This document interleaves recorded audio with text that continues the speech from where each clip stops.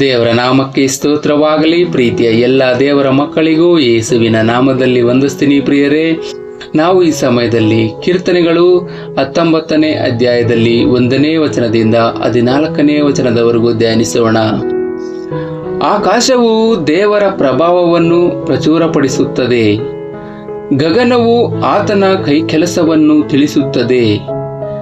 ದಿನವು ದಿನಕ್ಕೆ ಪ್ರಕಟಿಸುತ್ತಿರುವುದು, ರಾತ್ರಿಯು ರಾತ್ರಿಗೆ ಅರುಹುತ್ತಿರುವುದು. ಶಬ್ದವಿಲ್ಲ, ಮಾತಿಲ್ಲ, ಅವುಗಳ ಸ್ವರ ಕೇಳಿಸುವುದಿಲ್ಲ. ಆದರೂ ಅವುಗಳ ಪ್ರಭುತ್ವವು ಭೂಮಿಯಲ್ಲೆಲ್ಲ ಪ್ರಸರಿಸಿದೆ. ಅವುಗಳ ನುಡಿಗಳು ಲೋಕದ ಕಟ್ಟ ಕಡೆಯವರೆಗೂ ವ್ಯಾಪಿಸಿರುತ್ತದೆ. ಅಲ್ಲಿ ದೇವರು ಸೂರ್ಯನಿಗೋಸ್ಕರ ಗುಡಾರವನ್ನು ಏರ್ಪಡಿಸಿದ್ದಾನೆ. ಅವನು ತನ್ನ ಮಂಟಪದೊಳಗಿಂದ ಬರುವ ಮೊದಲಿಂಗನೋ ಎಂಬಂತೆ ಹೊರಟು ಬರುವನು. ಅವನು ಶೂರನಂತೆ ತನಗೆ ನೇಮಕವಾದ ಮಾರ್ಗದಲ್ಲಿ ಓಡುವುದಕ್ಕೆ ಉಲ್ಲಾಸಗೊಂಡಿದ್ದಾನೆ. ಆಕಾಶದ ಒಂದು ಕಡೆಯಿಂದ ಹೊರಟು ಮತ್ತೊಂದು ಕಡೆಗೆ ಬರುತ್ತಾನೆ. ಅವನ ಬಿಸಿಲಿಗೆ ಮರೆಯಾದದ್ದು ಒಂದೂ ಇಲ್ಲ. ಯೆಹೋವನ ಧರ್ಮಶಾಸ್ತ್ರವು ಲೋಪವಿಲ್ಲದ್ದು, ಅದು ಪ್ರಾಣವನ್ನು ಉಜ್ಜೀವಿಸ ಮಾಡುವಂಥದ್ದು. ಯೆಹೋವನ ಕಟ್ಟಳೆ ನಂಬಿಕೆಗೆ ಯೋಗ್ಯವಾದದ್ದು, ಬುದ್ಧಿಹೀನರಿಗೆ ವಿವೇಕಪ್ರದವಾಗಿದೆ. ಯೆಹೋವನ ನಿಯಮಗಳು ನೀತಿಯುಳ್ಳವುಗಳಾಗಿವೆ, ಮನಸ್ಸನ್ನು ಹರ್ಷಪಡಿಸುತ್ತದೆ.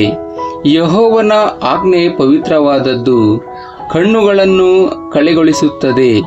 ಯೆಹೋವನ ಭಯ ಪರಿಶುದ್ಧವಾಗಿದೆ, ಅದು ಶಾಶ್ವತವಾದದ್ದೇ. ಯೆಹೋವನ ವಿಧಿಗಳು ಯಥಾರ್ಥವಾದವುಗಳು, ಅವು ಕೇವಲ ನ್ಯಾಯವಾಗಿವೆ.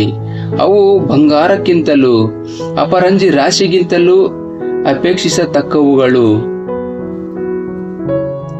ಅವು ಜೇನಿಗಿಂತಲೂ ಶೋಧಿಸಿದ ಜೇನುತುಪ್ಪಕ್ಕಿಂತಲೂ ಸಿಹಿಯಾಗಿದೆ. ಅವುಗಳ ಮೂಲಕ ನಿನ್ನ ದಾಸನಿಗೆ ಎಚ್ಚರಿಕೆಯಾಗುತ್ತದೆ. ಅವುಗಳನ್ನು ಕೈಗೊಳ್ಳುವುದರಿಂದ ಬಹಳ ಫಲ ಉಂಟಾಗುತ್ತದೆ. ತನ್ನ ತಪ್ಪುಗಳನ್ನೆಲ್ಲ ತಿಳಿದುಕೊಳ್ಳುವವನು ಯಾವನು?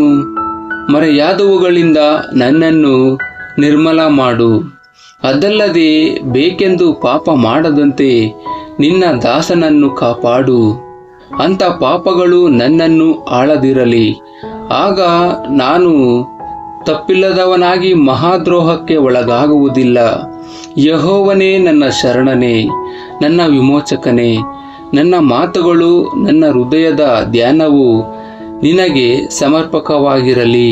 ಆಮೆನ್.